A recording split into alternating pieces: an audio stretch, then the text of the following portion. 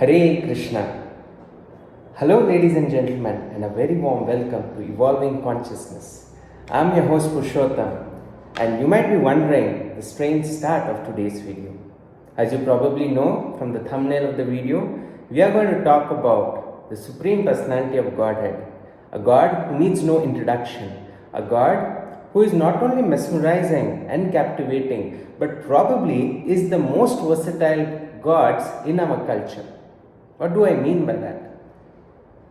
The personality of Godhead, whenever you look at religion, right, a Hindu religion in particular, there is not one God which sort of encapsulates all the different qualities, all the spectrum of qualities.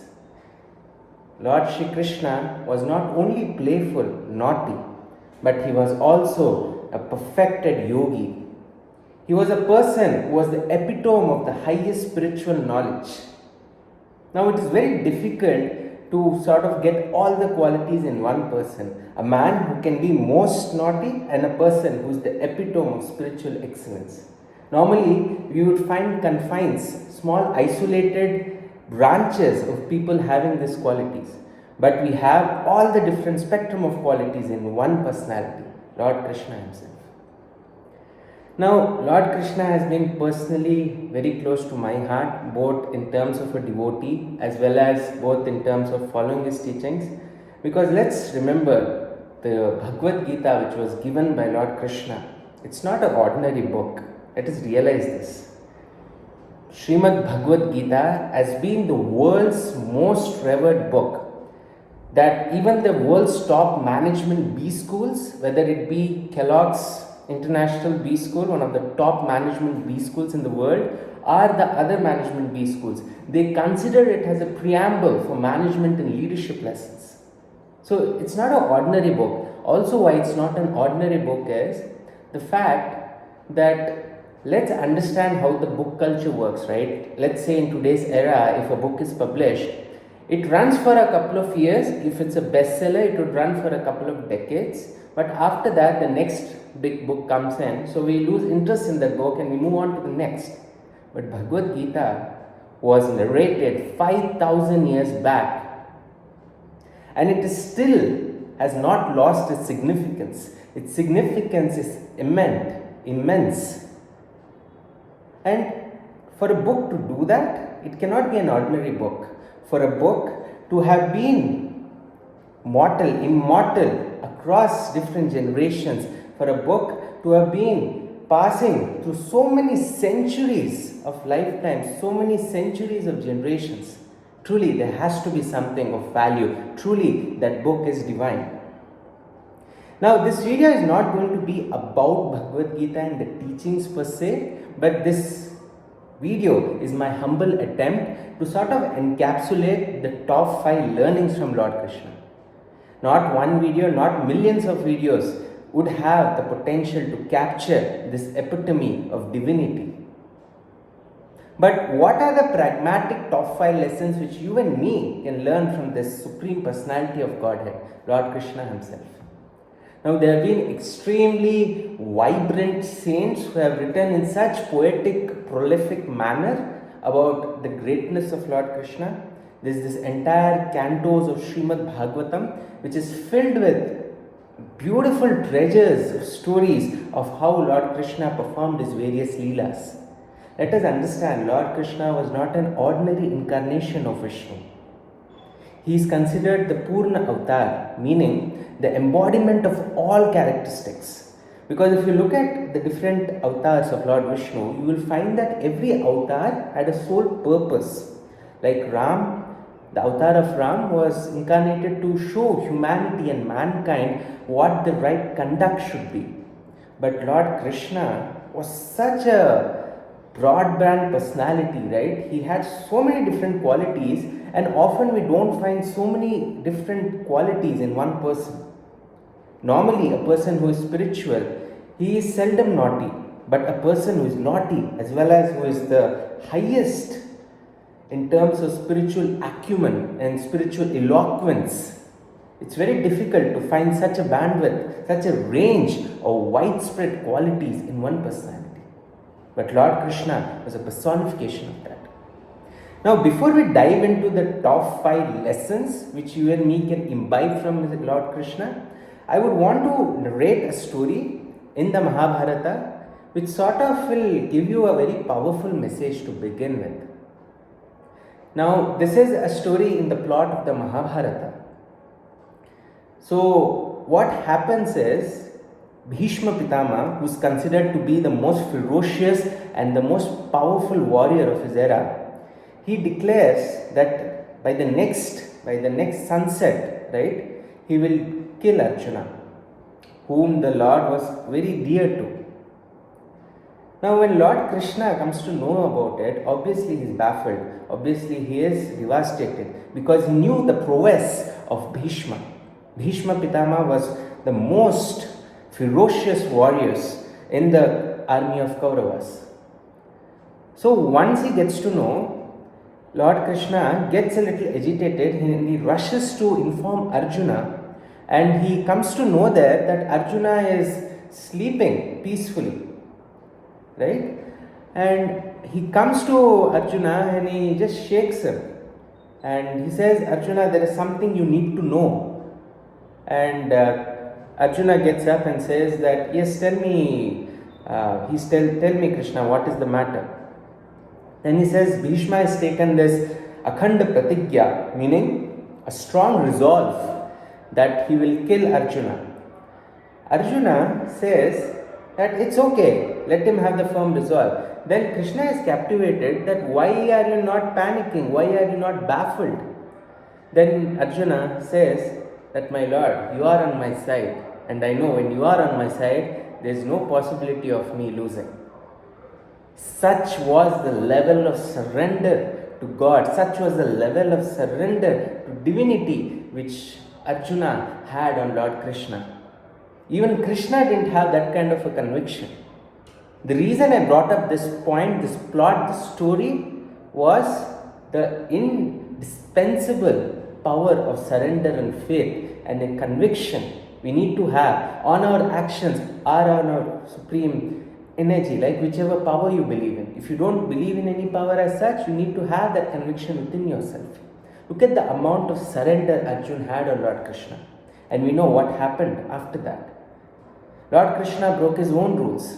He had taken up the rule of not participating through any weapons or through any means, but he did participate. He took up the chakra and he charged towards Bhishma Pitama. Now, why did I bring this point, right? Because faith is an extremely powerful emotion, right? They say faith moves mountains. Faith not only moves mountains, but it also moves and creates opportunities to seemingly impossible things become possible. Such is the power of faith, such is the power of conviction. Now, there have been innumerable real life examples of how faith has created ripples. If you see any legend, right, any person who has done something of value, you would have noticed that there's been an undispensable or something undomitable feeling of conviction on his capacities, on his capabilities. Now, if you are someone who is a devotee of whichever energy you believe in, truly have conviction in that. Do your duties, but let the results be in his hand, right? Be in his hand. Now, this is a very powerful story and it sort of encapsulates the true essence of surrender. And when you have that kind of indomitable belief, things will happen sooner or later. Now, let's get to our main crux of the video. What are the top 5 things which you can learn from Lord Krishna? And before we go into that, just a brief narrative of Krishna's life. Now, let's understand one thing. Lord Krishna's life was not a life filled with bliss. From the very birth, he was born in a jail. He didn't have a blissful coming into this world, right? And towards the end of his life was filled with upheavals, lot of catastrophes, lot of things which were not happening the way he wanted it to happen. Some may argue that he was Lord himself, but that's not the point. The point is, he had a smile on his face all across. Right? He always had a smile on his face, even when the most dreaded demons visited him, even when But people offended him, insulted him, abused him. Now, why is it important to have this kind of mindset for you and me? Because oftentimes we get so much affected by public opinion, we get so rattled by criticism. But Lord Krishna had always epitomized this quality of having a blissful smile no matter what. Of course, he was the ultimate Yogeshwar, the man who had perfection, who had perfected the art of yoga. Now, many people, they have a very limited understanding of Lord Krishna.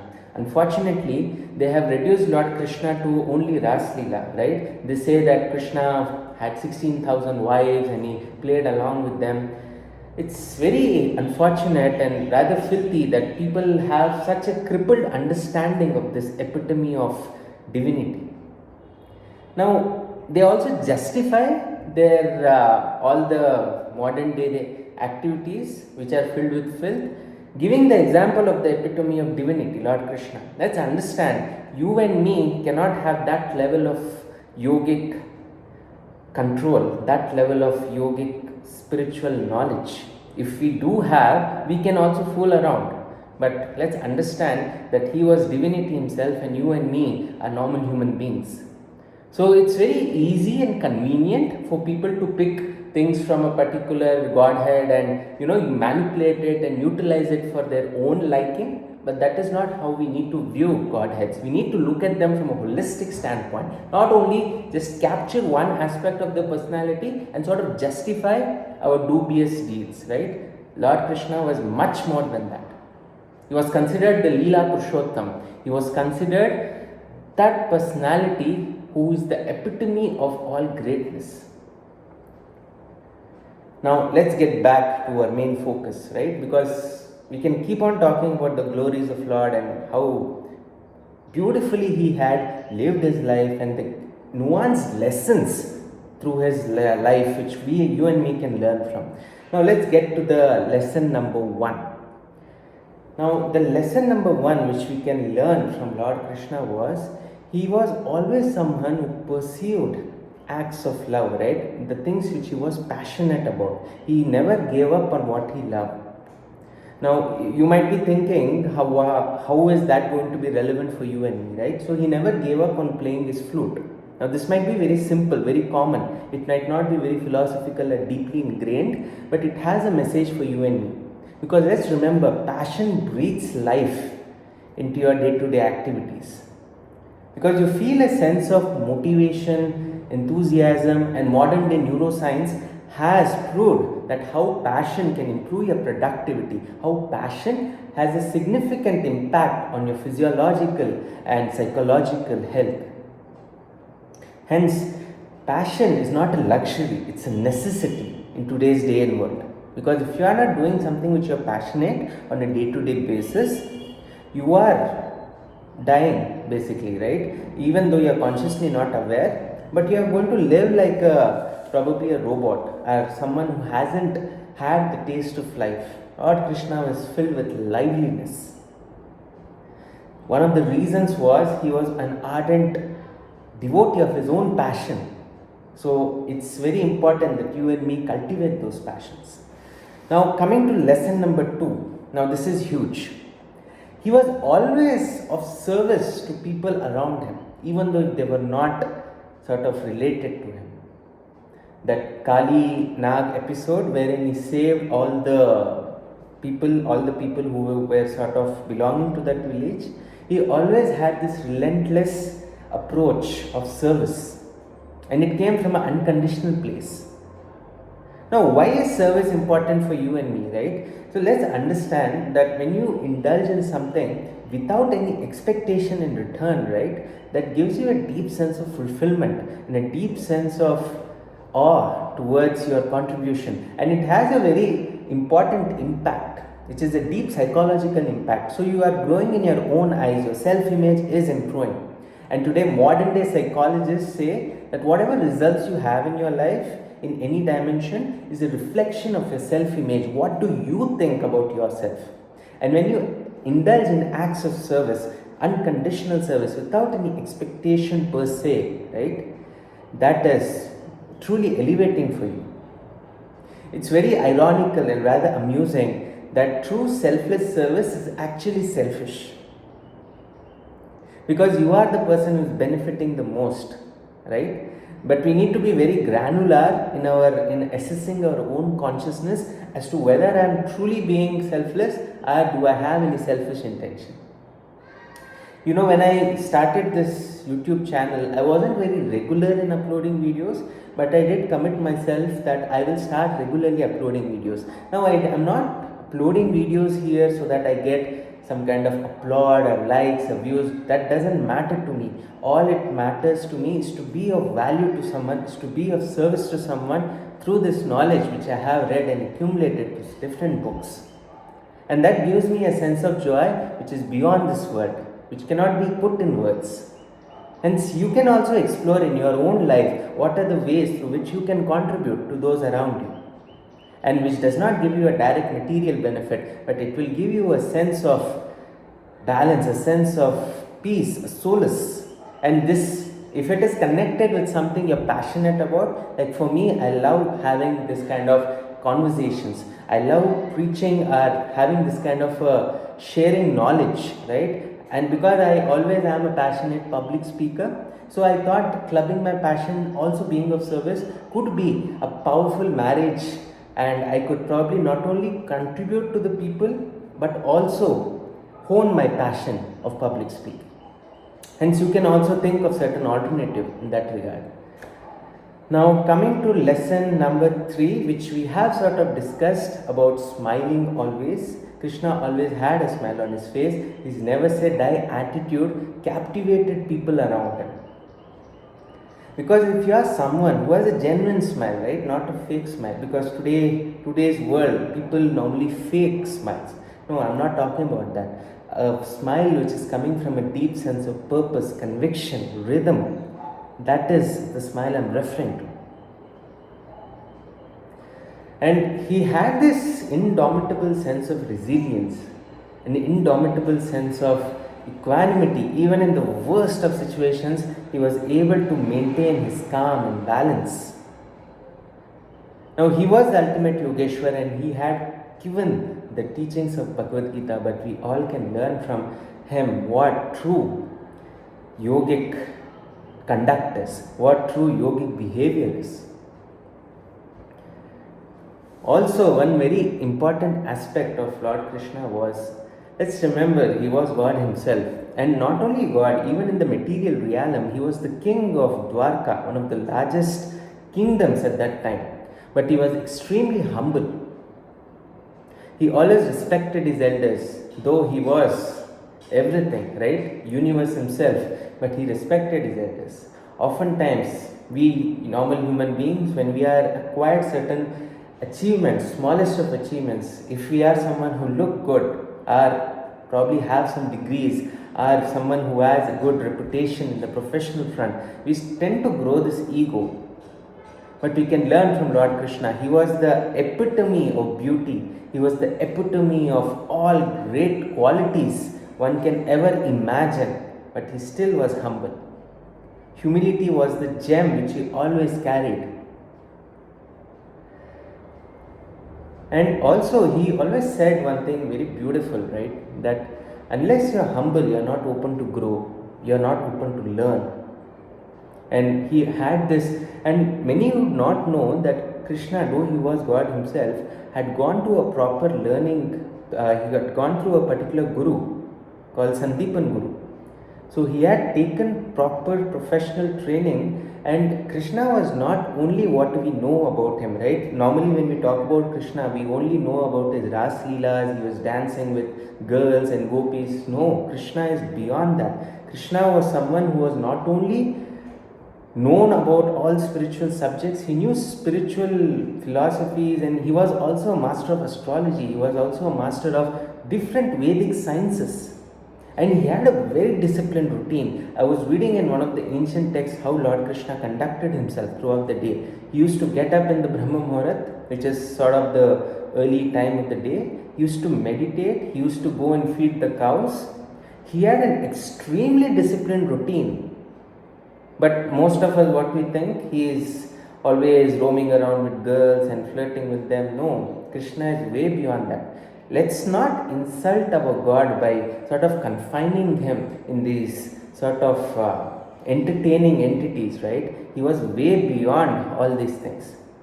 The reason he sort of conducted himself like that was to give mankind a profound lesson.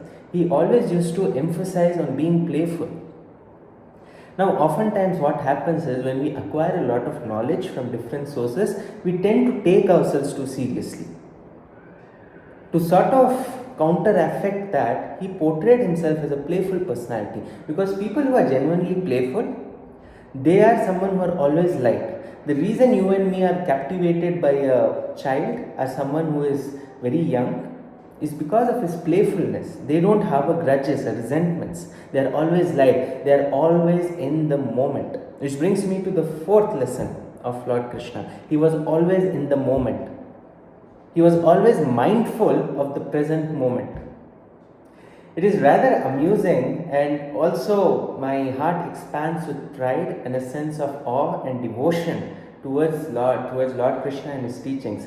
Because the kind of books I have been reading, right, the modern day books which are international bestsellers, whether it be Power of Now and all the latest books which are based on the concepts of quantum physics, law of attraction, and all the plethora of books available in the self-help literature, there is not one book, there is absolutely not one book whose teachings cannot be traced back to the Bhagavad Gita.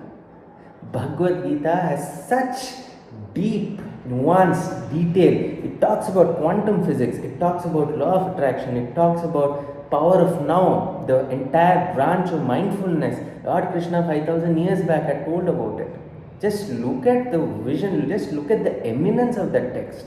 It's not an ordinary text, it's a divine text.